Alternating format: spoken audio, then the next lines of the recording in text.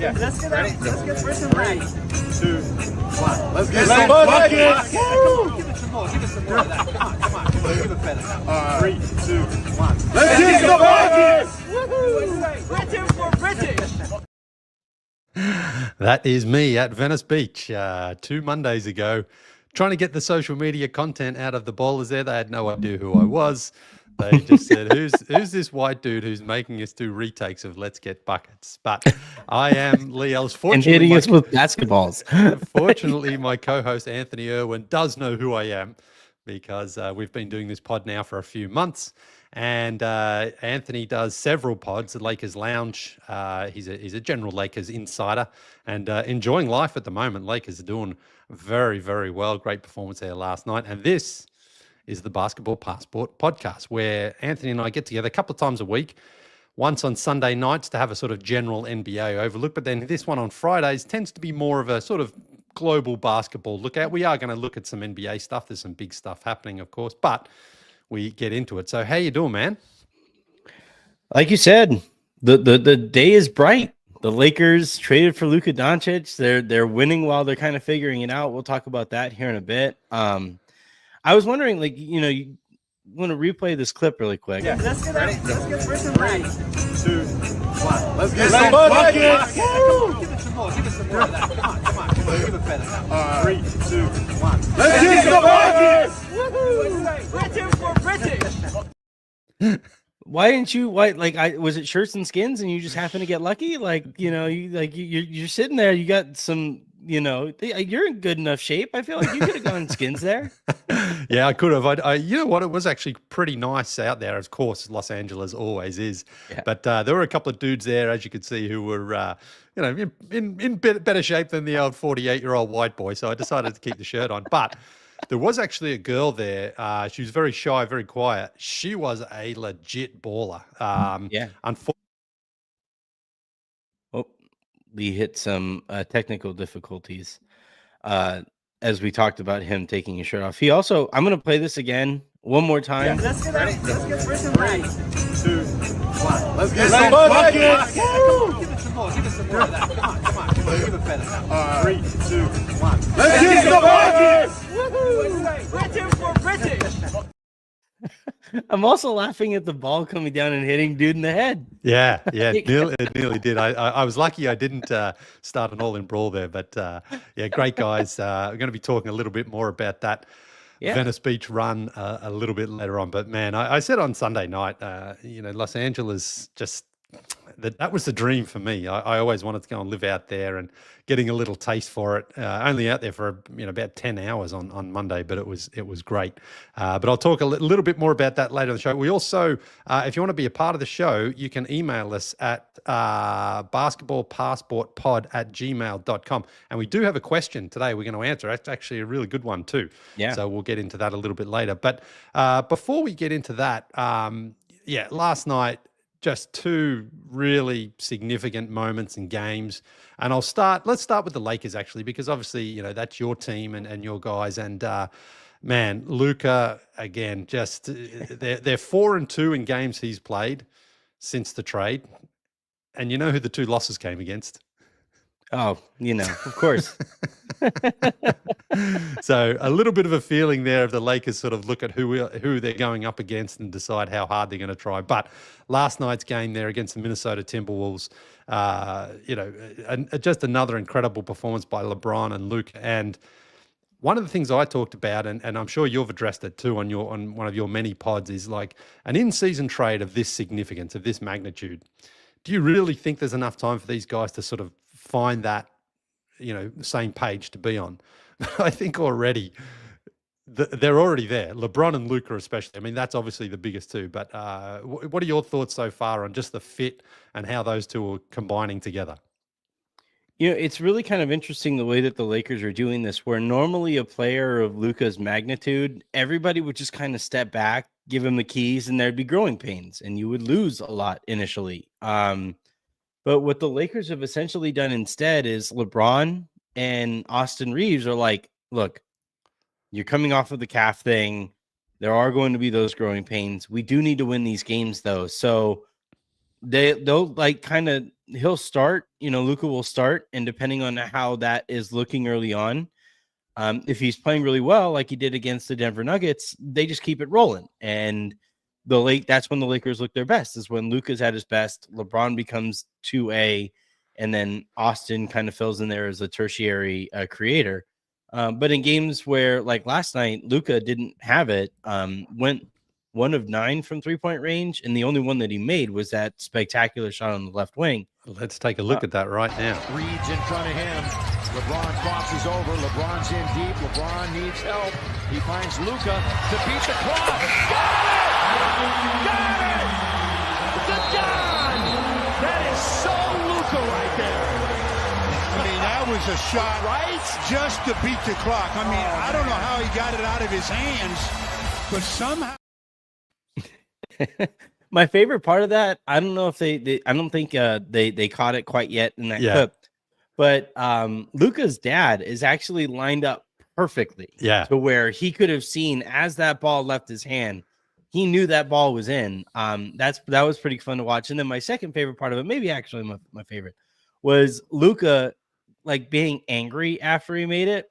All of the other Lakers were like, "Oh my God, the shot you just made!" And he's like, "I missed 15-footer." Like he was so angry at the way that he was shooting before he shot that shot, and then he made that one.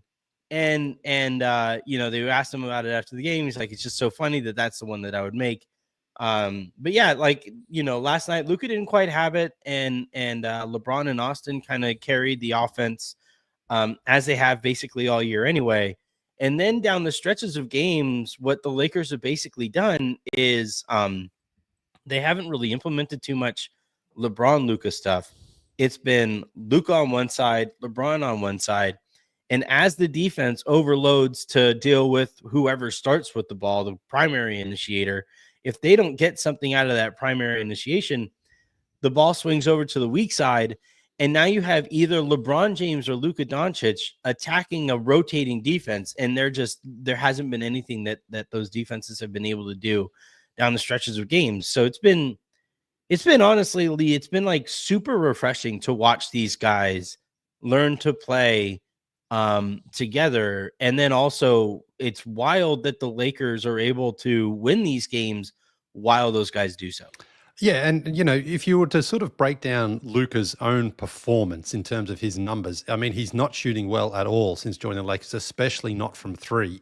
He's only 22% on 8 a game. So he's averaging about 19 points, 9 rebounds, and 7 assists. But again, this to me is what sort of really kills Nico Harrison's argument about whether or not he's in shape or out of shape, because this is the way he plays. He hits those big shots, and again, they're 4-2, and I think you can probably dismiss those 2 losses as somewhat as well.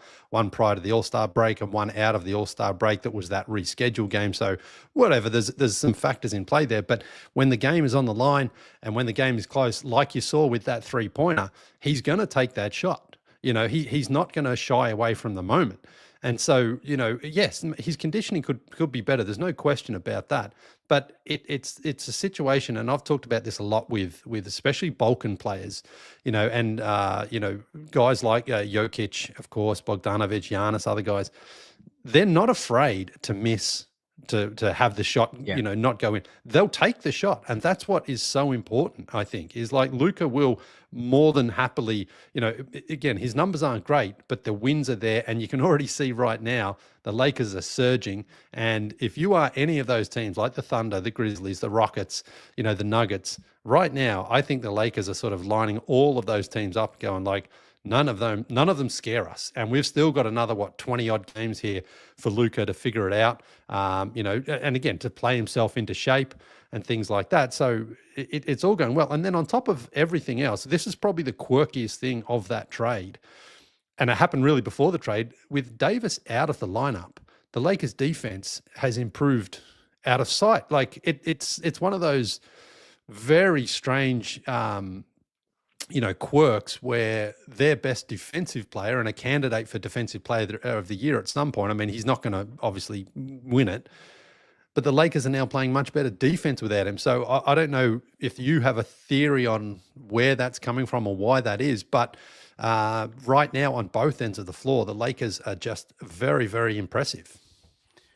Yeah, it's kind of twofold. One, it's a ridiculous statement to be like, did the Lakers defense get better? Like, was Anthony Davis holding back the defense? No, like, of course not. Now, JJ Redick has always wanted to, and he entered the season switching everything. He wanted to switch 1 through 5 and didn't have the personnel to do so early on in the year. Not just Anthony Davis. Like, if you're switching 1 through 5 and you have Anthony Davis out there, that's pulling him away from the basket. And if you have other defenders out there on the perimeter, like D'Angelo Russell, like, D'Angelo Russell, but like, if you like, a big moment in the season was swapping out D'Lo for Dorian Finney-Smith, who, by the way, I saw a stat yesterday, and it might have changed after last night's game, but I saw a stat yesterday that of the 3 top swing players in net rating, meaning, net rating with the team or for a team when they're on the court, and then net rating for a team when they're off the court. Yeah. 3 top players were, I think Jokic was one of them, Dorian Finney-Smith in Brooklyn, and then Dorian Finney-Smith with the Lakers. Right.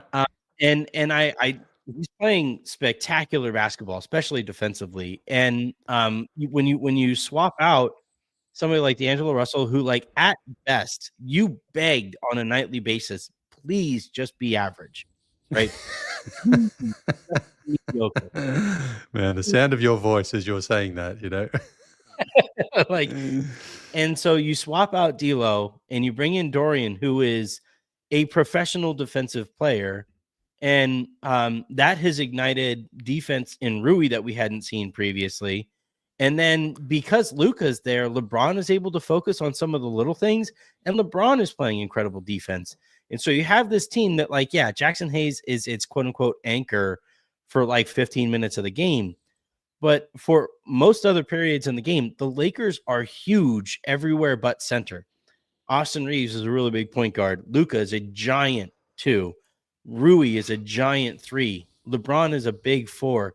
Dorian is a big 4. Vando is a big 3/4. And they just suffocate the paint. They just absolutely take it away from teams. And I'd like it. It's really kind of annoying because this is exactly the identity defensively that I'd been begging for over the last few years while they still had Anthony Davis. And like, if you basically swap out, or if you stick Anthony Davis into the middle of a defense that has this much wing depth, there would be a spectacular defense. It wouldn't have the same, obviously, offensive upside as you do with LeBron and Luka. But yeah, that's essentially like where I think the defense is coming from. I'm skeptical that they're going to continue to be the best defense in the league, but they don't have to be. You have Luka and LeBron as your offense. Yeah, all you got to do is, like, with D'Angelo Russell, just be above average. Yeah, just be like a top 7 defense, which I think they can do, and that offense is going to be overwhelming once it starts clicking. And that's where I think that the Lakers are a pretty terrifying team for just about everybody. Yeah, I mean, that's the thing is, like, they've got, we always talk about great offense beats great defense, and you've just got weapons and options out there right now. And guys like Austin Reeves, I think I said on Sunday night, he can play that Derek Fisher role perfectly as well, where it's like, you've got Shaq and Kobe in LeBron and Luka, and then you've got the other guy who you can rely on and you can trust to make, knock shots in. The Lakers' next 4 games, all at home, got 2 against the Clippers. Then they got the Pelicans and the Knicks, a rematch with the Knicks, who they crushed in New York just before the All-Star break there. So right now, Lakers are only game and a half back of second place Memphis. They could be, I don't think they're going to catch the Thunder. I think they're too far gone, but they don't have to either. The Lakers, though, I think, honestly, must be eyeing the second seed here in the West. I mean, there's enough time. They do go on a bit of a road trip after they're going to be playing 6 in a row at home here, but again, that's not too bad for them. I mean, things have really turned around from at one point in the season, you thought they're sort of play-in material at best, but not the case anymore. Well, it's also funny because Phil Jackson used to have a rule with champions. And it was the 40-20 rule. Yeah. You win 40 games before you lose 20. Yep. If the Lakers win their next few, they'll have won their 40th game while they're sitting on 21 wins. Yeah. And they're winning at a pace that they would have actually exceeded that 40-20 rule had Luka been a Laker earlier. I always laugh at preseason predictions and stuff like that. Yeah. And it's like, what has to go right for the Lakers? What can't go wrong for the Lakers? This, that, and the other, if they want to have a good season. For some reason, nobody wrote what has to go right for the Lakers. They have to trade for Luka Doncic. I don't know why nobody saw this coming. Yeah, I mean, how could everybody not see that coming? But yeah, Phil Jackson was 11 for 11 too in those championship years where they won 40 before they lost 20, which was incredible. The other thing is, two teams that I believe did not win 40 before they won 20, but did go on to win the championship, has a very significant connection here to the Lakers, because that was the Pistons in 2004 who traded for Rasheed Wallace, and the Rockets in 95 who traded for Clyde Drexler. So the Lakers may also be that third team that make a huge, rare mid-season massive trade and go on to win it. Of course, the Detroit Pistons in 89, when they traded for Mark Aguirre, was another team who did that. So history right now is kind to the Lakers. I mean, they've still got plenty of work to do. There's still some issues there, but so far, I certainly didn't think the connection would have been that good already. And, it's got to be exciting. Another team that the league will be thrilled about because of their surge, the Golden State Warriors. They've won 5 in a row. And the fifth one there last night in Orlando, just another or a classic throwback, Steph. On the anniversary of that game against Oklahoma City Thunder that went to overtime, he hit the classic Mike Breen double banger.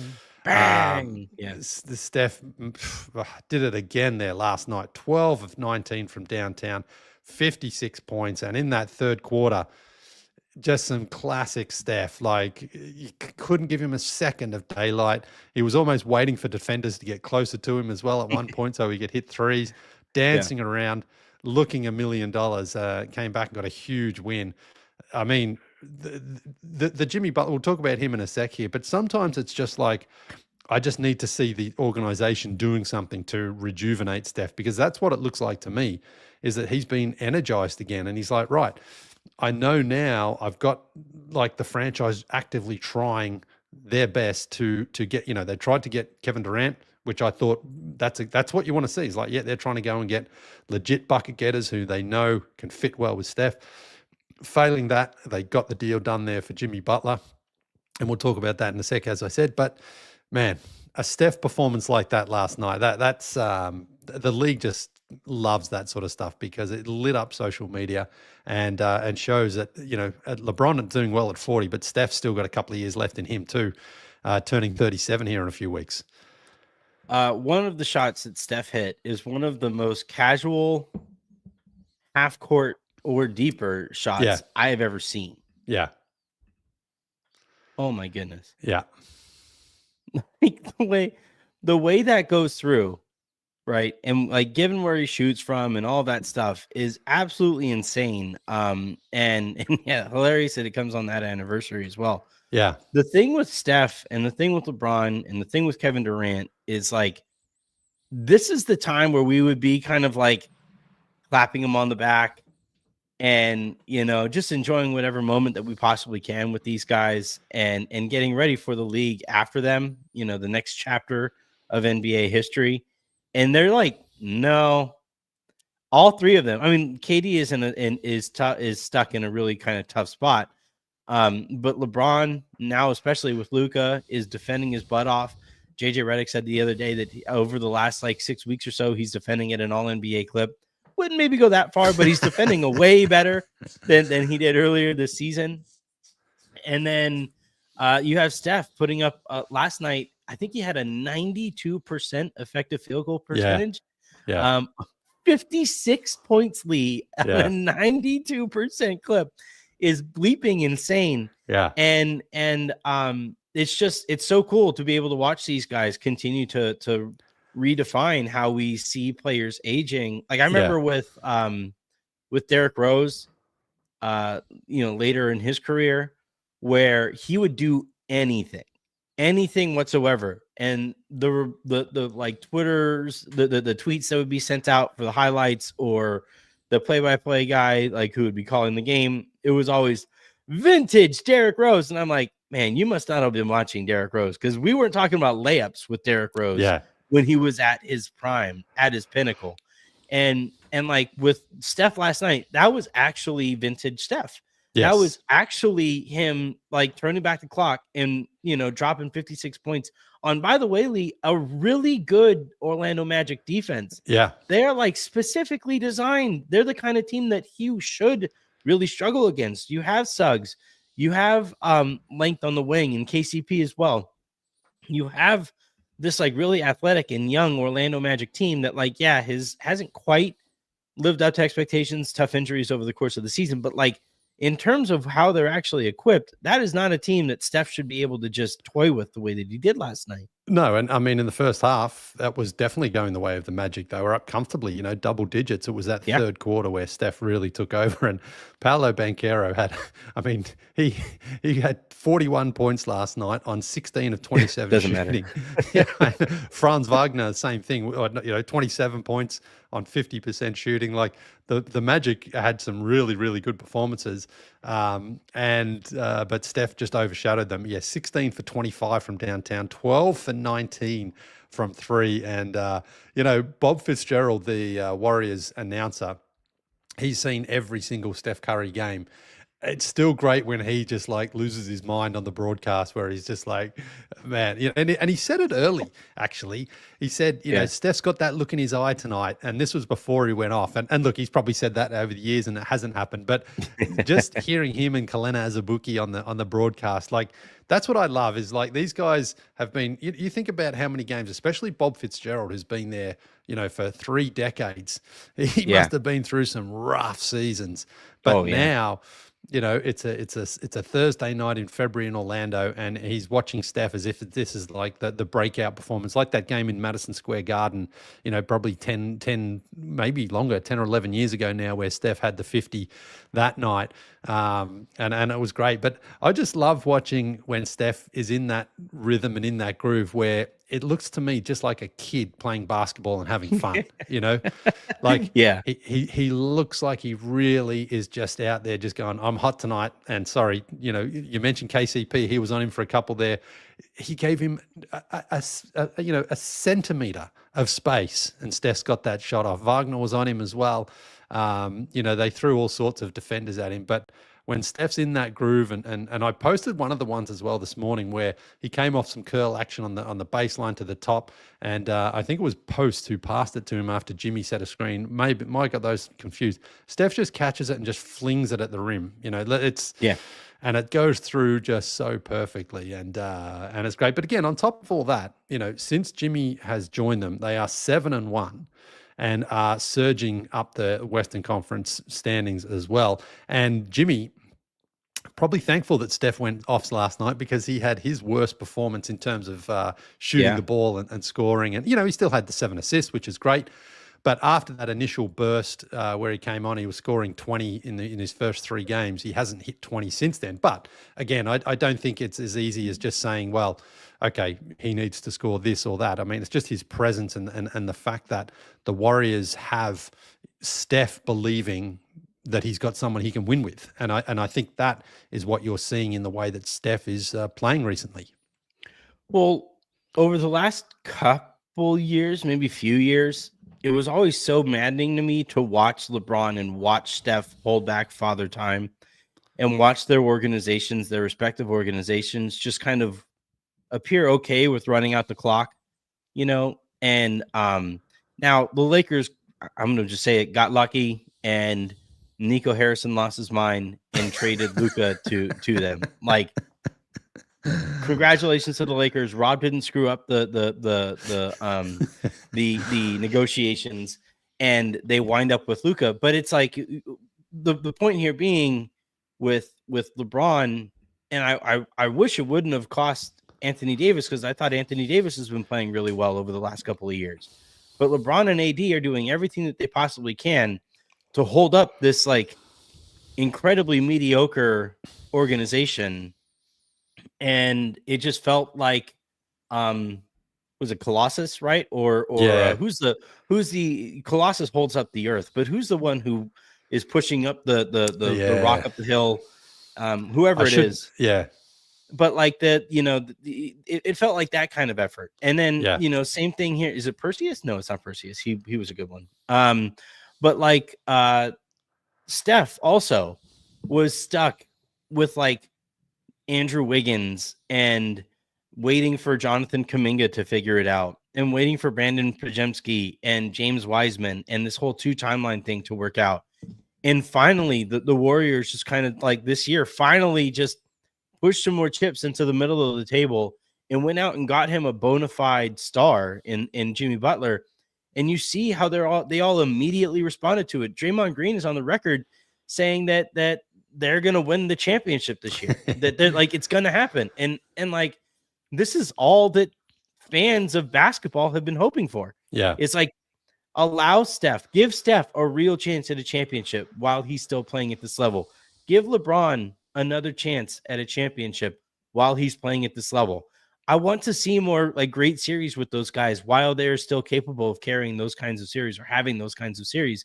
And I'm really, really happy that both guys in their own indirect and at times annoying ways finally get these opportunities. Sisyphus is the Greek god who pushes. Yeah, that's him. Yeah.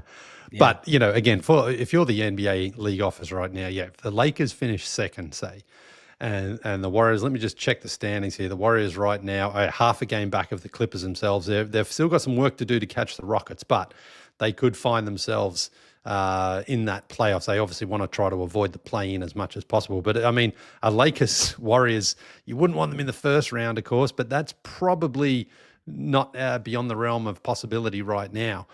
First round Lakers Warriors rejuvenated squads. I mean, if you could get that in the second, just get out. If you could get I that don't want the Warriors in the first round. No, you want them in the second or third at best. But again, I think as you saw last night, I mean, Steph is still capable. You obviously don't want to have to rely on him to go for 56 to win series and games from here on out. But certainly it's great to see, he can still do it, and the Warriors, are a chance again. And the same thing, the organization gave Jimmy Butler the big extension there too as well. 2 years and 120. I mean, I don't think that was the greatest move, but if that was what it took to get it done, at least then the owners are prepared to say, all right, well, we'll wear this, to show you that we're prepared to do it. So good stuff. And the Warriors signed an Australian too, Taron Armstrong, to a 2-way contract. I don't think that's going to be making too many other just podcasts. As big as the Jimmy, like talk about like magnitude and scope of like the acquisitions made. Armstrong or Butler? Honestly, who's to say? Hey, the town he's from, though, he's from Tasmania, which is the little island below the mainland of Australia. The town he's from, there can't be more than 25,000 people in that town. So good on him. I've been there. Burnie, it's called. It's a beautiful little town. But I'm like, to go from that to the NBA and the Warriors, man, that's an unlikely path right there. Yeah. Okay, moving along. Tasmanian devil joke. I'm just not going to do it. It's right there. I'm moving along here. So I've got the question I want to get to as well, but just quickly, wanted to talk about this. We were going to do it after the All-Star game, but that sort of quickly has gone past. But the NFL has announced they will be playing, I believe, 2 preseason games in Melbourne, Australia next year. So not in a few months' time here, like in about 18 months' time. And the NFL has really gone and made a huge effort to expand globally, playing games in Brazil and Germany and England, which they've been doing for a while. But now they're going to Australia. And just after they announced that they will be playing regular season games in Australia, the NBA has announced they will also be playing a preseason event in Australia. It's not exactly clear right now what it is, but it could be some sort of like NBA team or two that goes to Australia and plays against a sort of composite team from Australia, something like that. But I wanted to ask Adam Silver this at the All-Star weekend and say, listen, the NFL is playing regular season games. If you are not going to play regular season games in Australia, is it really worth going? Because the Australian fans are going to be very, very pissed off if they feel like they're getting, hey, we're sending NBA out and it's, I don't know who's going, but let's say theoretically the Jazz have an Australian part owner. Maybe the Utah Jazz go, maybe, you're not getting the Lakers or the Warriors. Okay, fine. Or the Knicks, but you want to get a team out there with a legit star, and you want them playing for something of value, because otherwise it could honestly backfire a little bit if you're just going to say, well, here's your NBA stuff, but it's not really the good stuff. And so there's that. And then I also noticed, again, the NBA is planning on playing games next year in Berlin and in Manchester.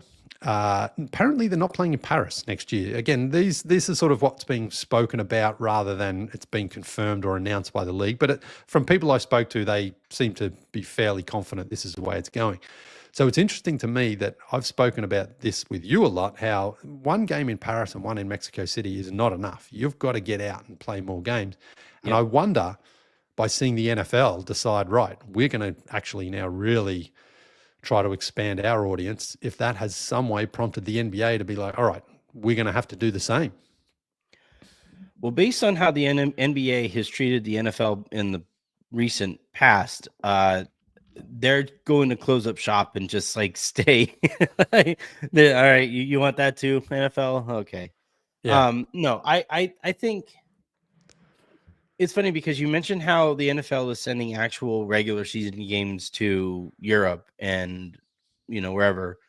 Baseball also is the Dodgers. The Dodgers are opening their season in Japan. Yeah. And the NBA, I think, has taken a lot for granted with their global expansion because nobody was really doing it before.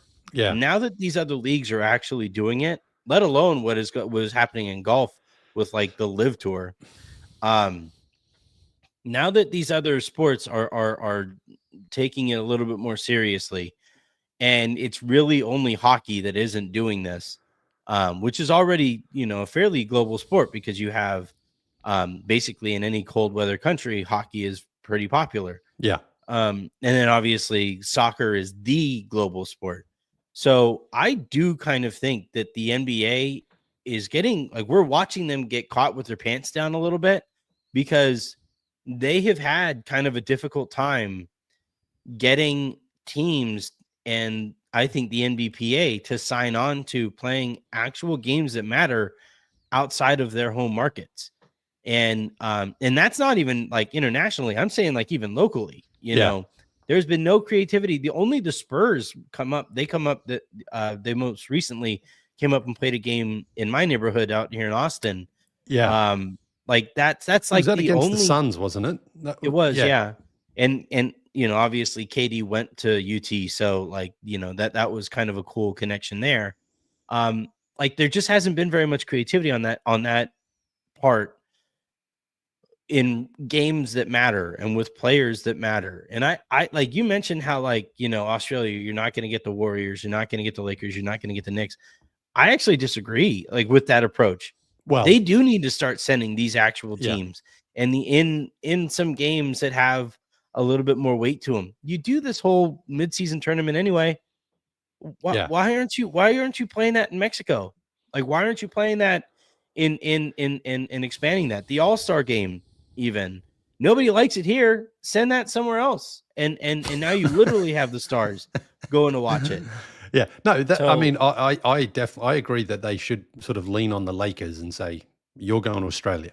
And LeBron's going and Luka's going, and because then if you do send the Jazz or whoever, you're like, people will still pay because they're saying, okay, LeBron's playing in a regular season game. Yeah, I can sell that to the advertisers, sponsors. Ticket prices can be sky high. But if you're trying to do it, by saying, well, this is NBA, and it's like, yes, but it's not the who we really want to see, then it becomes a very skeptical audience. It's like, why are you sending us out your second tier stuff? So that's going to be fascinating to me to see now what happens in the next year or two, because I agree. I think the NBA, they've already got the platform. Like basketball's way, like football does not exist in the same way outside of the United States. American football has got no traction significantly compared to baseball, basketball, and hockey. They're just more global games. But the way that the marketing is, they've got the money, they've got the power, they can certainly go out and make a bigger imprint and try to do what they can to try to eat into that market. Because I think the NFL knows, they're like, the Super Bowl, of course, nothing touches it in American sport, and nothing touches even football in American sport. But beyond the American borders, they've got it's completely flipped, and they've got to do a lot of work to catch up to the other games. I mean, the Dodgers, I know they've got Ohtani, and didn't they sign another 2 Japanese, like a really good pitcher? Yeah. So last year it was Yamamoto. Yeah. And then this year it was Roki Sasaki. So how many games are they playing in Japan, preseason?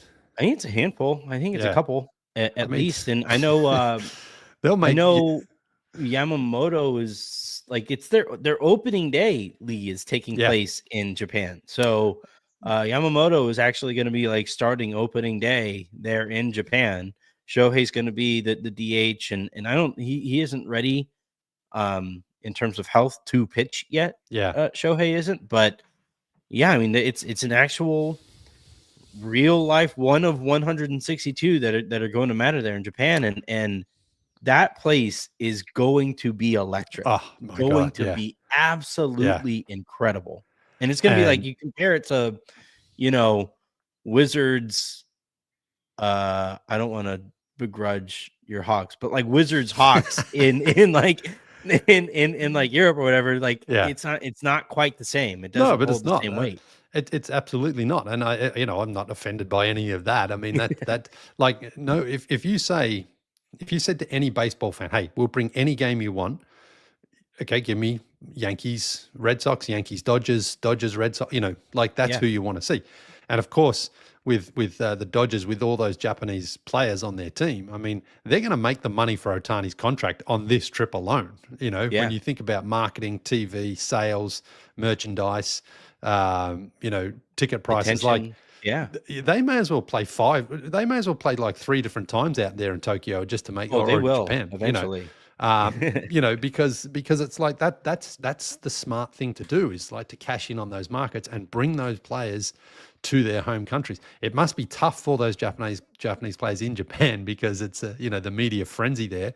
But if you're a league, that's how you grow the game, and that's how you also really keep those other sports at bay, because basketball is definitely growing in Japan. And baseball, I'm sure, is. I don't know if soccer or baseball is their biggest sport. I'm guessing it's probably soccer, but baseball is probably not far behind, and it's certainly ahead of basketball out there. But they have to sort of fend off the challenge from basketball as well and say, wait, we need to make sure that this Japanese and Korean market stays to us, because there is going to be competition, not just from the NBA, but from the NFL as well. I don't think there's ever been a Japanese player in football, but again, it could be one of these things. If you market it properly and you take the games out there, it could create interest, and that's what it's all about. So, but I remember who's the Yankees number 55, I think he was, the Japanese guy who's a hitter. Oh man, I'm like kicking myself for not knowing this. The reason I bring him up is because when I was living in Toronto and I used to cover some of the Blue Jays games, especially whenever the Yankees were in town, the amount of Japanese media. Matsui, that's it. Hideki, is that his name? Hideki Matsui? Yeah. The amount of Japanese media that was there, and this was like game 140 of the season against the Blue Jays, who were like, 30 and 110 or something at this point. And the Japanese media were just continually there, following every single swing of the bat and everything he did. So now with Ohtani and those other guys who are huge, I mean, the frenzy out there must be pretty wild to see. Well, so every time the Lakers play any kind of game of meaning, there is always at least a few Japanese journalists there for Rui Hachimura, and send the Lakers to Japan and see how that and I guarantee you that's going to be a great opportunity for them. It's the kind of thing too that like the Dodgers have already now they haven't like announced it. They don't like go out there and say like, look at all of our merch sales, and we've already made our money with Shohei. Yeah. Let alone Roki, whose contract is kind of cost controlled, and Yamamoto signed a big deal too. But like the Dodgers have already made their money back with Shohei, and the funny thing is he has a bunch of deferred money. Yeah. So they've made their money back now, and then the amount of money that they owe Shohei down the line, Yeah. they're going to make up by the time they're going to more than make up by the time they actually owe him that money. Yeah. And it winds up being this great business opportunity. And this is Yeah. the thing that I always get so frustrated with ownership in sports is like, if you only look at player acquisition through a cap space lens, and you don't look at it as a business expenditure or an investment into your team. Yeah. And if NBA, NFL, MLB, NHL owners always look at like players coming over as just, can we just make up for how much they're going to cost in their own right? And you don't take into account how much money you make by merely winning, and how winning is going to be the thing that really generates the money. You're playing with one hand tied behind your back. And then what the Dodgers have basically done is like, okay, not only are we going to invest in winning, because they do have an absolutely ridiculous roster going into the season, but they've also looked at it really smart. They're like, no, we are going to completely corner the market on great Japanese players who are coming over here. And that's going to completely pay for not just those players, but our entire roster. Yeah. And it's been really cool. I say this and I'm biased because I'm a Dodgers fan, but it's been really cool to watch the Dodgers kind of reward their fans with investment into winning, and Dodgers fans turning around and happily paying for that investment. Yeah. Yeah. No, I mean, that's again, it's like, you want to target certain audiences, but you also want to invest, like look at it beyond just the wins and losses and look at it from the business standpoint, because it's not just why Ohtani and those guys are on the Dodgers now, but it's like how you build that fan base that stays loyal and allows you then to get a head start on the next talent that's coming through, and you establish yourself as a destination team like that. So it's a long-term play and a long-term investment there. So we'll see. But interesting to see how the NBA now attacks these next couple of years, if the NFL is really going to start to try to bulldoze its way into the foreign market. Now, I mentioned before, we do have a question in the old basketball passport pod at gmail.com, and it comes from John Peace, Piesse. I think I'm saying that right. Enjoys the podcast and hope this email finds us well. And he is talking about the All-Star game. Now, this is obviously from a couple of weeks ago, but he's saying the All-Star, it didn't really deliver the young guns versus the internationals versus the OGs teams, but it was an interesting concept. And taking that idea to the extremes, I was curious which players come to mind for the all-time teams in each category. Now, he says here the young guns, players who, for whatever, reached their zenith of their NBA production in their early 20s, like a Derrick Rose.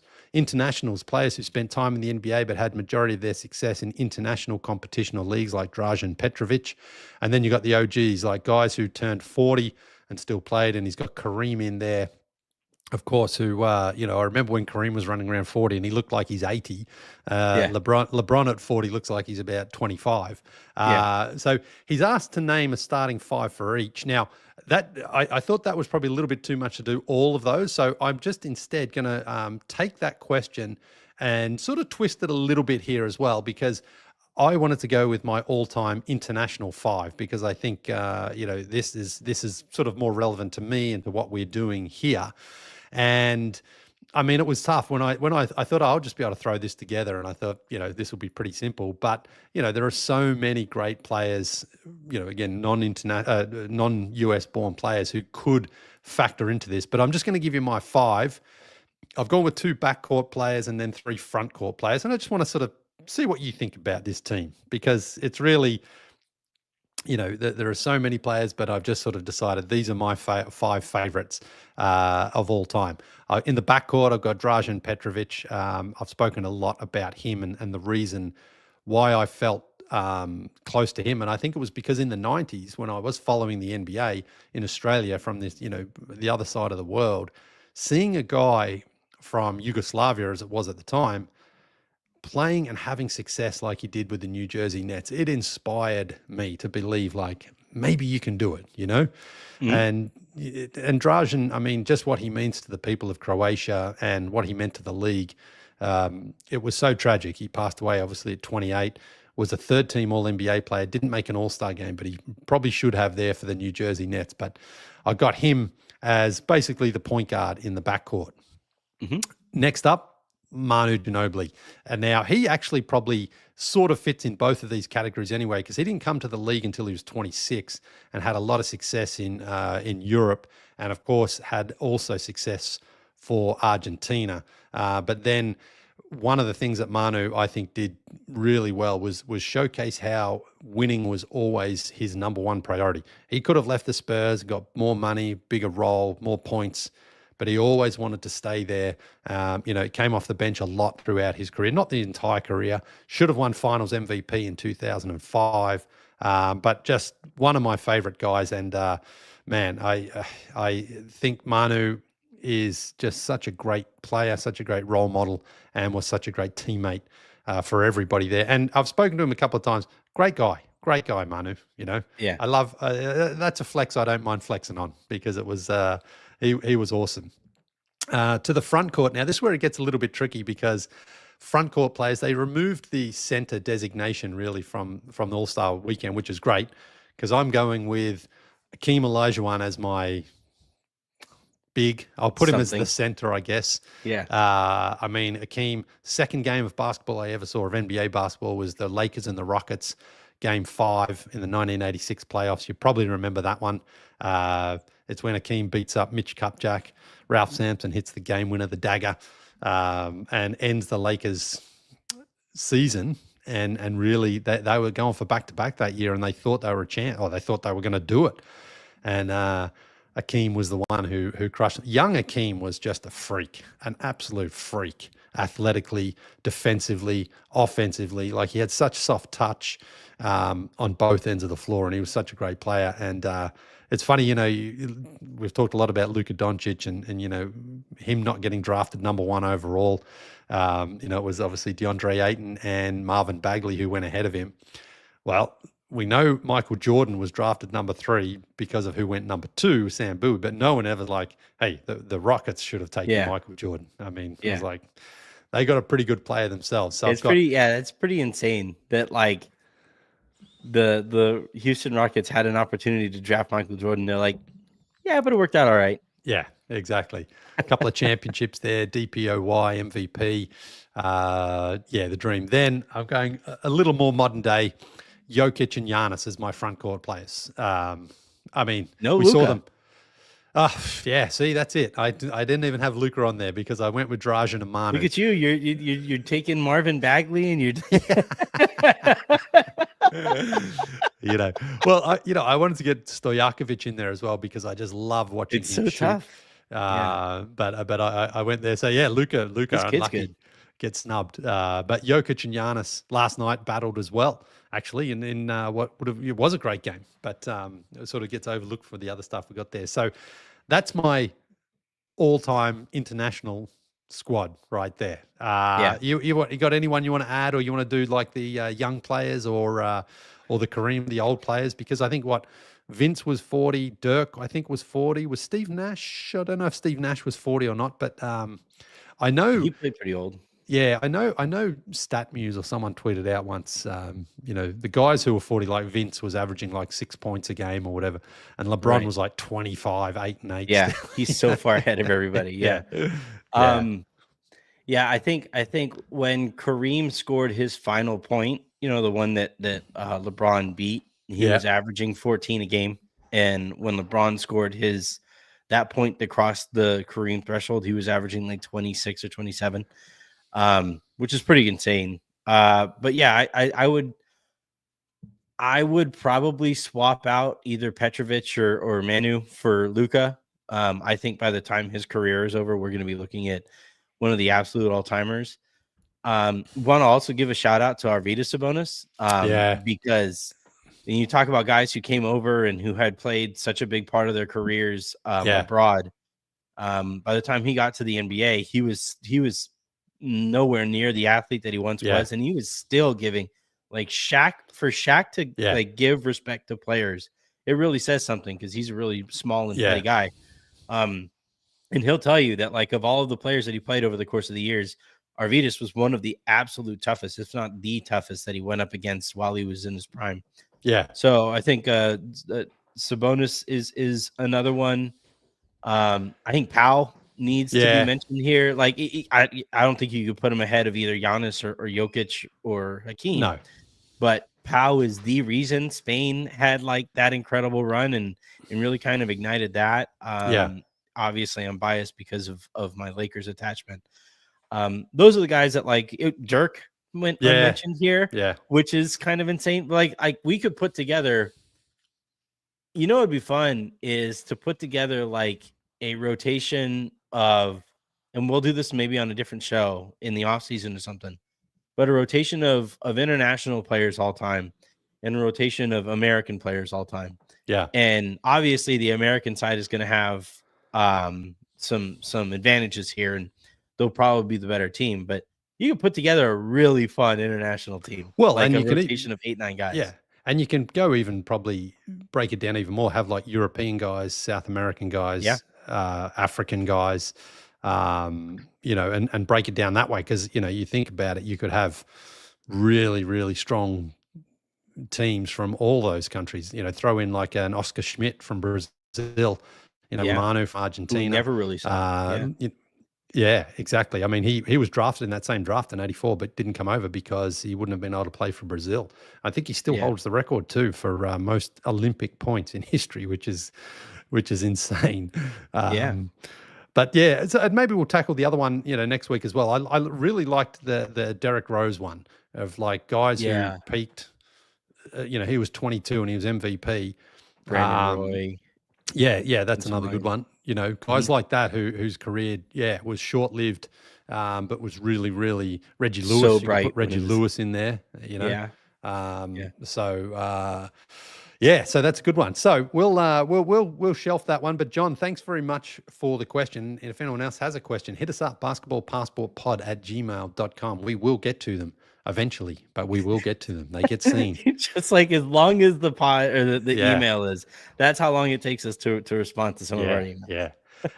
So moving on now back to Los Angeles, where I was after the All-Star weekend. And, you know, this in terms of like street basketball, Venice Beach has been one of those destinations for me that's like that's basically the Madison Square Garden of street basketball around the world, you know, because it's got everything you expect. It's got the palm trees. It's got I just knew there was going to be ballers out there playing. One thing I didn't know about Venice Beach, though, I was surprised, is I thought there was only one court there. No, but there are several, which is great because if there was only one, it must be a nightmare to get to play on. But I was really happy here. I did get some shots up, and we can talk over this. I think we might have to unmute our mics, but yeah, here we are. Just shooting around, having some fun. Really high quality, you know, rims, of course, backboard. I love the surface there. And then during the game, got a shot up from 3, bang. Where's Mike Breen when you need him? You know, bang! I tell you, it felt good to get a knock one in there because there wasn't many. I think I went 1 for 3 from the field, so I missed a couple of other ones. But it was also tough just to, and you never know what the rules are, what they're playing to. You know, what you're playing 1s and 2s or whatever. So I just wanted to get one in, and I did. I'll definitely be going back there. But you know, in terms of living up to the reputation and the hype, what a great spot Venice Beach is there, you know, to be playing because, and honestly, to be doing it in February, I think is really important because I understand July and August, it gets really humid out there, doesn't it? Is that right? Yeah, it's like a weird humidity where, like, to me, humidity means there isn't much of a breeze, or if there is a breeze, it's like really warm and heavy and gross. Yeah. The breeze in on Venice is always really kind of pleasant. You never really get like that kind of brutal, but it gets hot. Like it's a piercing heat that gets to you there. But up and down the court, the coast on the West Coast, you have some absolutely majestic basketball courts. There's one in Laguna that I can think of that it's only a single court. Venice is obviously the best known for a reason. I remember I was 18. It was my senior, or no, I was 17. So it was my senior year of high school. And one of my buddies was like, "Hey, do you want to let's go try and play at Venice. Let's see how this goes." And because there are multiple courts, it eventually gets broken down into there's the holy crap court, and then there's the mid-tier courts, and then there's courts where people are kind of mostly shooting around and it's not as crazy competition. We wound up playing, because again, we were only 17. We wound up playing in the mid-tier court, and it was so much fun. And the one thing that I love about basketball is if I ever get to interview Austin, the first question I'd probably ask him is do you have any cold ass white boy moments, where you make a play and the guys that are on the court there are like, "Oh shit, that's a cold ass white boy." It's just my favorite compliment that I would get on basketball courts when I was still playing. Yeah. Even though I was Mexican, was "Wow, shit." I was like, "Well, cold ass white boy." And it was really fun to play there. And there's just there's this universal language of basketball, and Venice is so great for it, because you have the shop set line, the one side of the courts, you have the coast on the other side. You have a really cool skate park where you see some feats of athleticism there that are pretty insane. Then you also have some incredible restaurants and bars there as well. So it's absolutely one of my favorite places on planet Earth. It's great. It's great when you hit a shot too, because because we were also using my ball there. Shout out to Spalding. They sent me a couple of balls there, and I had that, and these guys were playing with the ball, and I was like, "Can we play with this one, guys?" So here's the white boy turning up like, "Hey, can we play with my ball on your court?" And then so you've got to have at least a little bit of game, if you're going to do that. And so you knock down that one shot, and it's like, all right, at least you knocked down one. You didn't you didn't just go out there and completely airball it and clunk the ball around and like that. But man, it's then you can blame the ball. Then you can be actually, your ball. I prefer your ball, really. But but let's use mine instead. But it's great, and so I'm definitely going to go back and try to organize something and play another, and honestly just spend all afternoon there and into the night as well, because that's the other great thing about the LA weather is you can play early, you can play late. There's always games, there's always people, and really, really fun spot, beautiful spot. And what I do like is, they keep the court maintenance pretty well. So good nets. Now, Steve Ballmer must have been there. There's Clippers stickers everywhere, all over the backboards. They really there. got after it with their branding. How'd you do that? I mean, and how do they stay up there? How come people don't rip those down and say, well, we don't want necessarily a Lakers-Clippers rivalry there, but, the Clippers are just everywhere. Funny. Just stickers going back to back to back. I know. Yeah, exactly. Yeah. And it just comes out. And it's this thick, and it's what's going on? But I can't use a backboard because the Lakers and Clippers are having a sticker off. Yeah, but it's fun. It's interesting that unless he put some money into it, maybe, and the council's like, all right, if you're going to pay for this stuff, you're allowed to put your stickers up there. But anyway, I know he invested a ton into local basketball courts and scenes and branding and logos everywhere. Hasn't mattered because the Clippers suck, but it's just he's doing everything that he possibly can to make it cool. Yeah, I want to get out to the Inuit Dome just to check out a game, because a few people I know have been there, said it's really fun.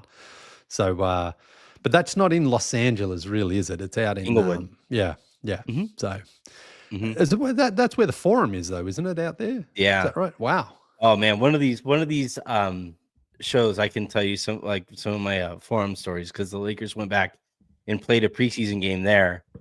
And I don't even think Jen and I were married quite yet, but she got me tickets to that game for my birthday. And walking around the old Great Western Forum that was would be just awesome. it was so cool. Got to dip into the old Forum Club Oh, yeah. where they would have their like post game parties and stuff like Yeah. that. You just like walking around like, man, these walls could talk, you know. So That would be great. Yeah. it was so cool. It was They don't absolutely. play any games there, though, at all, do they? Like anymore? It's a music stage now. Yeah. Yeah. Oh, at least they didn't tear it down anyway. I'm glad they didn't do that. But it's funny.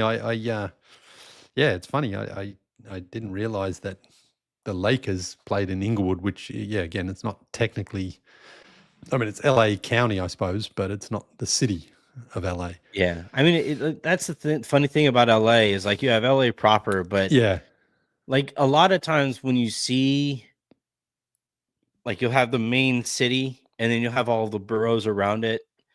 There is not necessarily the same level of like central city pride in it, you know? Yeah. And like I live out here in Texas near Austin, and it is like you know when you're in the city and you know when you get to suburbia. And it's like I'm only a half hour away from Austin proper, and it's just not, it doesn't quite have that same, like the restaurants out here where I live are not very good.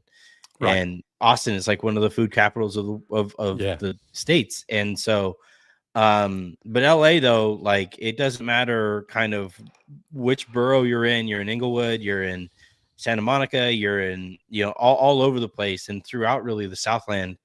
There is like a real, I really think it has a lot to do with the Lakers. There's like a ton of LA pride throughout that entire region. Yeah. No, I'm not surprised. I mean, it's so big as well, and huge population, so it's a sprawling metropolis. The traffic I did not enjoy in Los Angeles, but it's the worst. but I you know what? Actually, the Hawaiian bakery, you know that. Mhm. I did, the bread. I've had those bread rolls at like kids' parties for the last 10 years. I didn't realize it was actually a like a restaurant or a small chain. Sandwiches. I've never had the sandwiches there. Yeah. No. Oh, they were great. They were great. gotta try that. Yeah, I just thought it was a brand of bread, but no, Hawaiian bakery. So had a really nice meal out there. Okay, well, that will do it for this Friday edition of the Basketball Passport Pod. We will be back Sunday night around 8 p.m. Eastern to have a look at what's going on in the NBA, and I'm sure we'll no doubt be talking again, Lakers, Warriors, and seeing what's going on there. But until then, follow us here or on our other social media channels, and we will see you on Sunday.